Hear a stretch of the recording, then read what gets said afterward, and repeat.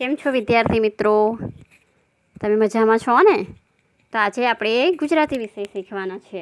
ગુજરાતી વિષયની અંદર આપણે છેલ્લે ગયા વિડીયોમાં ચેપ્ટર નંબર જે 15 હતું, બે બહાદુર છોકરા, એ ચેપ્ટરનું આપણે સ્વાધ્યાય પૂર્ણ કર્યું હતું અને આજે આપણે પુનરાવર્તન 4 જોવાના છીએ.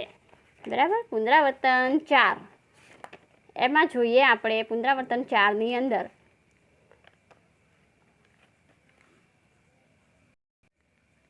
આ પુનરાવર્તન જે 4 છે એ પુનરાવર્તન 4ની અંદર આપણે 12, 13 અને 14, 12થી લઈને 15 પાઠ, એટલે કે 12મો પાઠ જે છે બાળ નરેન્દ્ર, 13મું પાઠ જે છે પંખીઓએ પાણી પાયું, 14મું જે કાવ્ય છે સૈનિક રમીએ, અને 15મો પાઠ જે છેલ્લો છે બે બહાદુર છોકરા. બરાબર? તો આ 4 પ્રકરણનું પુનરાવર્તન છે. બરાબર? પુનરાવર્તન નંબર 4. એનો પહેલો પ્રશ્ન જોઈએ. નીચેના પ્રશ્નોના ઉત્તર એક વાક્યમાં લખો. હવે જે પહેલો પ્રશ્ન છે, પહેલો પ્રશ્ન, તારકને શાની બીક લાગે છે?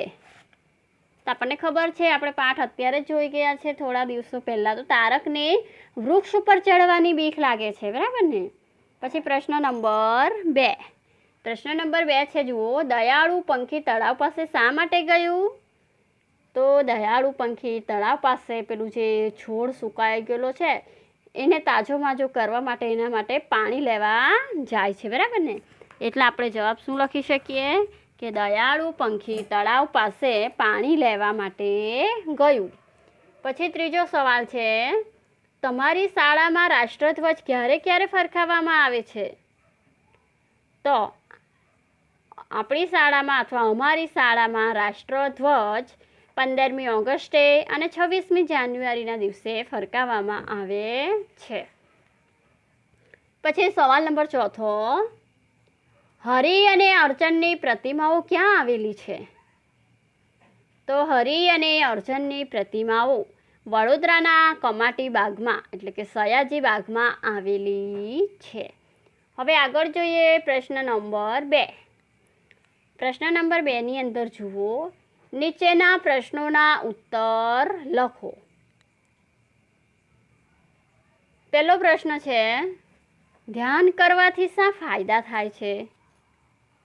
ધ્યાન કરવાથી શા ફાયદા થાય છે? તો ધ્યાન કરવાથી મનને શાંતિ મળે છે, આપણા જે શરીરનો થાક હોય છે એ થાક દૂર થાય છે, વળી આપણી જે એકાગ્રતા અને યાદશક્તિ પણ વધે. તો આ રીતે આપણે એનો જવાબ લખી શકીએ કે ધ્યાન કરવાથી મનને શાંતિ મળે છે અને શરીરનો થાક દૂર થાય છે, વળી ધ્યાન કરવાથી આપણી એકાગ્રતા અને યાદશક્તિ પણ વધે છે.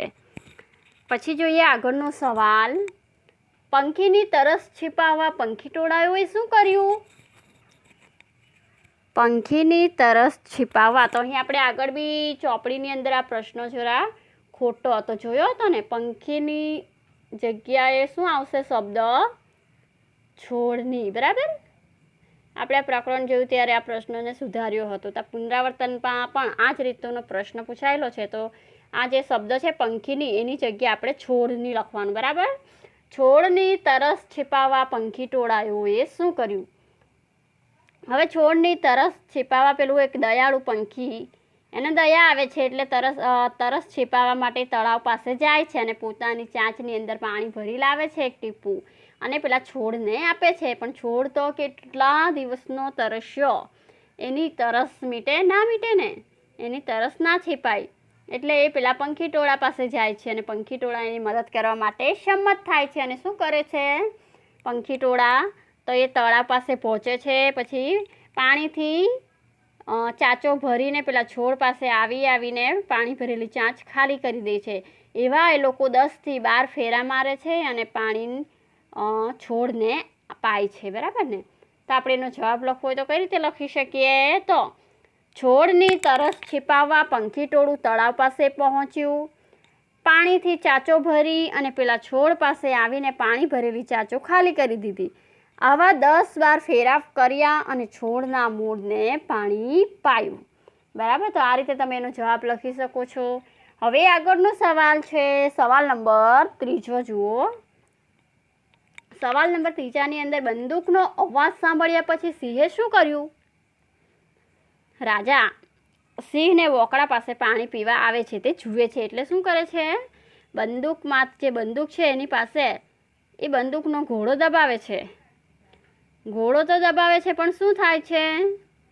નસીબ જો ગોળી નિશાન ચૂકી જાય છે એટલે પેલો સિંહ સાવધાન થઈ જાય છે, બરાબર ને? તો સિંહ શું કરે છે?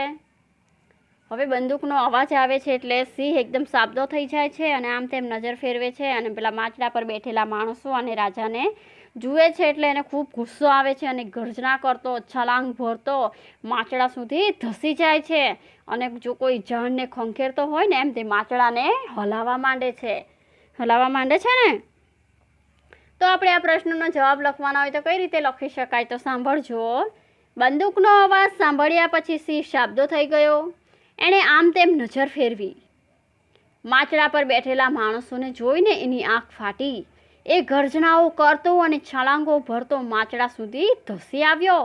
કોઈ ઝાડને ખંખેરતો હોય એમ તે માચડાને હલાવવા લાગ્યો. બરાબર? તો આ રીતે આપણે આ પ્રશ્નનો જવાબ લખી શકીએ છીએ. હવે જુઓ પ્રશ્ન નંબર 3. પ્રશ્ન નંબર 3 જુઓ. નીચેના દરેક વિશે 4 વાક્ય તમારે લખવાના છે. કેટલા વાક્યો લખવાના છે? ફક્ત અને ફક્ત 4 વાક્યો તમારે લખવાના છે. તો પહેલું છે નરેન્દ્રની નિડારતા, પછી છે કાંસા ગામ અને ત્રીજું છે છોડની વેદના. તો નરેન્દ્રની જે નિડરતા છે એ આપણે 12મા પાઠમાં જોઈ હતી, બરાબર ને? બાળ નરેન્દ્ર જે પાઠ છે એમાં આપણે નિડરતા એની જોઈ હતી. ત્યાં કઈ રીતે નિડર હતો? તો બાળપણથી જ નરેન્દ્ર નિડર હતો. કોઈ બીક બતાવે તો તે ડરતા નહીં. જાતે તપાસ કરી આવે. ઝાડ ઉપર રાક્ષસ રહે છે એવી વાત સાંભળી દાદાજીની તો એ ઝાડ ઉપર ચડી ગયા અને તેને રાક્ષસ જોવા મળ્યા નહીં. પછી એકલો કેળાની વાડીમાં હનુમાન દાદાને મળવા જતા રહે છે ને કે હનુમાનને કેળા બહુ ભાવે છે એટલે એની મમ્મી માતાજીએ કીધું હતું કે હનુમાનજી કેળા બહુ ભાવે એટલે કેળાની વાડીમાં રહે છે. તો એ ડર્યા વગર એકલા કેળાની વાડીમાં જતા રહે છે. તો આ રીતે આપણે નરેન્દ્રની નિડરતા લખી શકીએ છીએ, બરાબર? પછીનો શબ્દ છે કાંસા ગામ. તો કાંસા ગામ વિશે આપણે લખવાના છે 4 વાક્યો, બરાબર? તો કાંસા ગામ છે અમરેલી જિલ્લાનું એક નાનકડું ગામ છે. કાંસા ગામનો તાલુકો ધારી છે. કયો છે? તાલુકો ધારી. કાંસા ગામની પશ્ચિમે ગીરના ડુંગરા અને જંગલ આવેલા છે. હવે 6 દાયકા પહેલાં જે કાંસા ગામમાં એ જંગલમાં પાર વગરના જંગલી જાનવરો હતા અને સિંહો પણ હતા અને એ જંગલની અંદર નજીક એક વોકળો પણ હતો, બરાબર? તો આ રીતે તમે કાંસા ગામ વિશે પણ 4 થી 5 વાક્યો લખી શકો છો. હવે આગળ છે છોડની વેદના. 13મું પ્રકરણ આપણે જે જોયું હતું પંખીઓએ પાણી પાયું, બરાબર? તો એમાંનો આ ત્રીજો છે કે છોડની વેદના. તો છોડની વેદના શી હતી? તો પેલો જે નાનકડો છોડ હતો એને શી ઈચ્છા હતી? મોટું ઝાડ, વિશાળ ઝાડ બનવાની ઈચ્છા હતી. એને આકાશને આંબવાની ઈચ્છા હતી. ઘટાદાર વૃક્ષ બનવાની ઈચ્છા હતી. પરંતુ શું થતું હતું? એ દિવસે ને દિવસે ડૂબળો પાતળો એટલે કે સુકાતો જતો હતો. એના માંડ 2-4 પાંદડા હતા અને એ 2-4 પાંદડા હતા એ પણ કોણ ખાઈ જાય છે? પેલી બકરી ખાઈ જાય છે. એટલે છોડ સાવ બાંડો થઈ ગયો અને એને રડું આવી જાય છે. એના કરતાં હતી છોડની વેદના. તો તમારે લખવું હોય તો તમે આ રીતે લખી શકો કે છોડને મોટા થઈને ઘેઘૂર ઝાડ બનવું હતું, પરંતુ દિવસે દિવસે એ સુકાતો જતો હતો.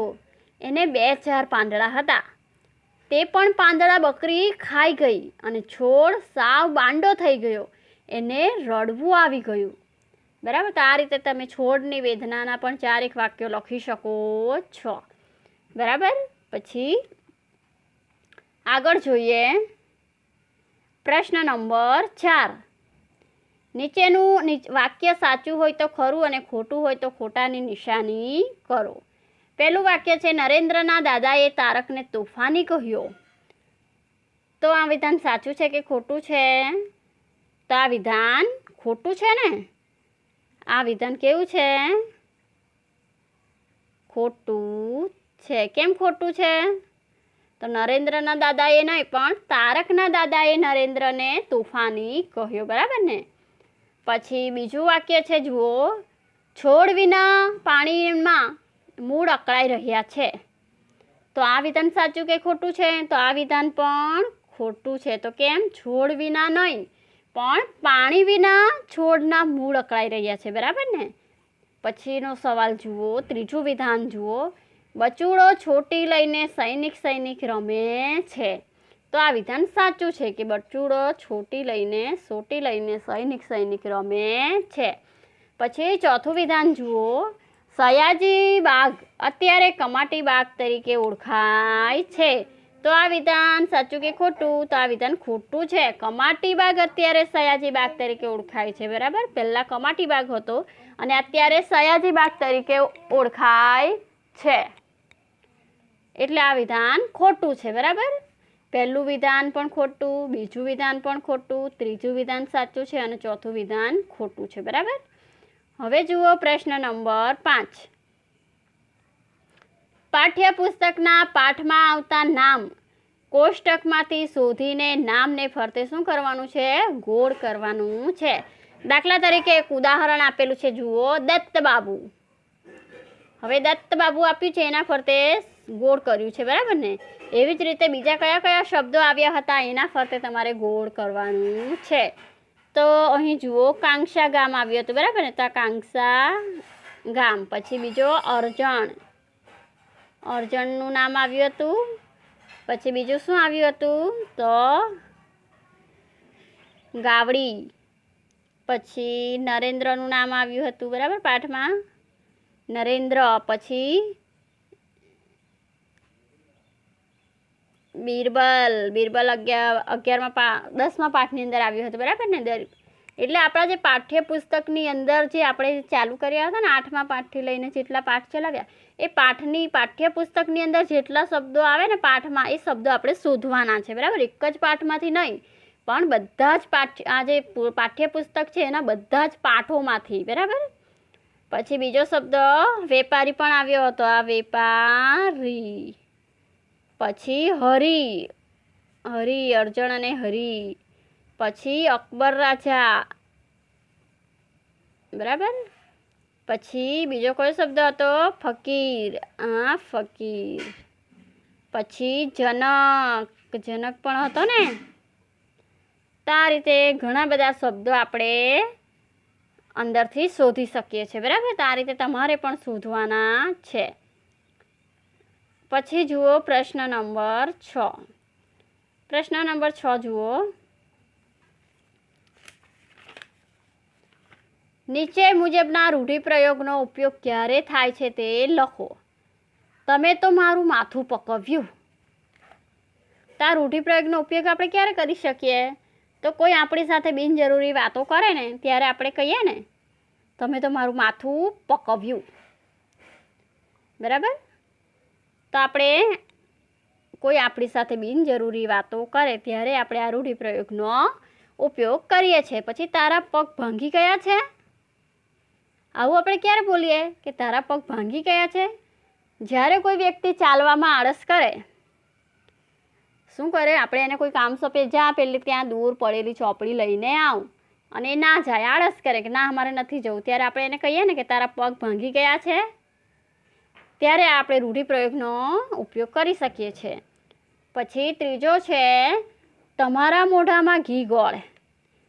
કોઈ શુભ સમાચાર આપણને આપે, કોઈ ખુશીના સમાચાર આપણને આપે, તો આપણે એને કહીએ ને તારા મોઢામાં ઘી ગોળ, બરાબર. તો આ રીતે. પછી ચોથું રૂઢિપ્રયોગ છે ચાલીને મારા ટાટિયા તૂટી ગયા. સતત ખૂબ ચાલવાનું થાય ને ત્યારે આપણે આ રૂઢિપ્રયોગનો ઉપયોગ કરીએ છીએ કે ચાલીને તો મારા ટાટિયા તૂટી ગયા, બરાબર. આ રીતે આ રૂઢિપ્રયોગનો આપણે ઉપયોગ કરીએ છીએ. હવે આગળ જોઈએ તો આવા વાક્યો તમે બનાવો. એવા વાક્ય તમારે બનાવવાના છે. તો તેને સમજાવતા મારે નાકે દમ આવ્યો. આ રીતે આપણે વાક્ય બનાવી શકીએ. શું બનાવી શકીએ? કે તેને સમજાવતા મારા નાકે દમ આવી ગયો અથવા દમ આવ્યો, બરાબર. પછી બીજું વાક્ય શું બનાવી શકીએ કે પ્રવાસે જવાની સંમતિ મળતા તેને પગે પાંખો ફૂટી. પ્રવાસે, બીજું વાક્ય આ રીતે બનાવી શકીએ કે પ્રવાસે જવાની સંમતિ મળતા તેને પગે પાંખો ફૂટી, બરાબર. પછી ત્રીજું આપણે શું બનાવી શકીએ, કેમ કંઈ બોલતા નથી, તમારા મોઢામાં મગ ભર્યા છે, આવું પણ આપણે કહીએ છીએ ને. કેમ કંઈ બોલતા નથી, કેમ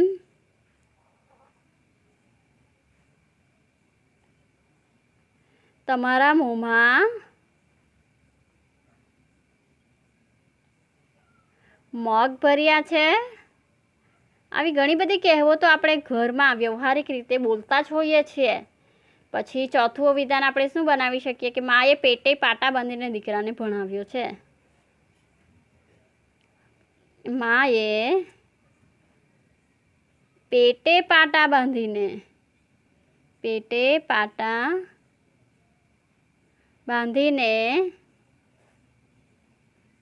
દીકરાને ભણાવ્યો છે,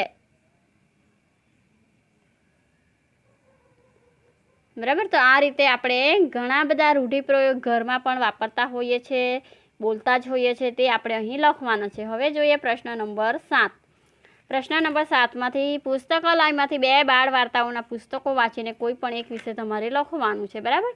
તો પાઠ્યપુસ્તક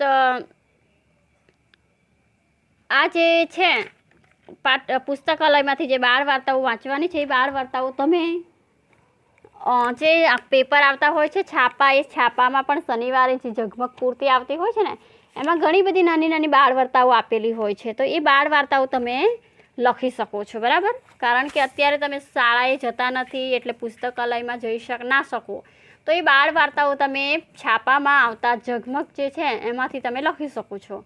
પછી પ્રશ્ન નંબર 8 જુઓ. પ્રશ્ન નંબર 8ની અંદર કૌંસમાં આપેલા શબ્દોમાં યોગ્ય ફેરફાર કરીને ખાલી જગ્યા પૂરો. તો ઉદાહરણ જુઓ, નરેન્દ્ર ઝાડ પર ચડે છે અને કૌંસમાં શબ્દ શું આપેલો છે, ચડવું. હવે ચડવું પરથી ચડે છે વાક્ય બનાવ્યું, બરાબર. તો ગઈકાલે વરસાદ ને શબ્દ આપેલો છે પડવું, તો ગઈકાલે વરસાદ પડ્યો, આ રીતે બનાવી શકીએ. પછી બીજું વિધાન છે આજે ઠંડી અને કૌંસમાં શબ્દ આપેલો છે પડવું, તો આજે ઠંડી પડે છે, આજે ઠંડી પડે છે, આ રીતે બનાવી શકીએ. પછી લાડુ મને ભાવવું, તો લાડુ મને ભાવે છે. પછી ચોથું વિધાન છે ગાંધીજીને સૌ બાપુ તરીકે ખાલી જગ્યા ઓળખવું, તો ઓળખે છે, ઓળખે છે. પછી પાંચમું ખાલી જગ્યા જુઓ, આપણા દેશ પર અંગ્રેજો રાજ ખાલી જગ્યા કરવું, તો રાજ કરતા હતા. શું આવશે, રાજ કરતા હતા, બરાબર. તો આ રીતે આપણે પુનરાવર્તન જે 4 છે એ અહીં પૂર્ણ કરીએ છીએ અને નવા પ્રકરણ જે પૂરક વાંચન છે એના પ્રકરણ નંબર જે 1 છે 7 કરીએ છીએ કાવ્ય સાથે આપણે નવા વિડીયોમાં ફરીથી મળીશું.